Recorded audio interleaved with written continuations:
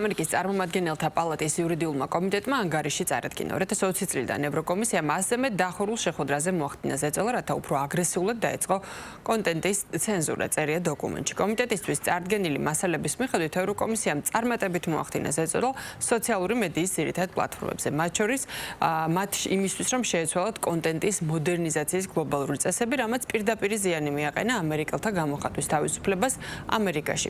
უფრო კონკრეტულად კი ზეწოლა არჩევნების წინ განხორციელდა სლოვაკეთში, ნიდერლანდებში, საფრანგეთში, მოლდოვაში, რუმინეთსა და ირლანდიაში, რომ TikTok-ი დაცენზურებულიყო. კერძოდ იურიდიული კომიტეტი მიიჩნევს, რომ რუმინეთის 2024 წლის საპრეზიდენტო არჩევნებში რუსეთის კოორდინირებული ჩარევის კვალი არ დასტურდება, თუმცა არჩევნების შედეგები არასდროს აღდგენილა. ამასთან ანგარიშის თანახმად ბაიდენ-ჰარისის ადმინისტრაციამ დამხმარე როლი ითამაშა ევროკომისიის მიერ გლობალური ცენზურის მცდელობებში უკრაინაში რუსეთის შეჭრასთან დაკავშირებით. ამ ანგარიშს საქართველოს პარლამენტის თავმჯდომარე გამოეხმაურა.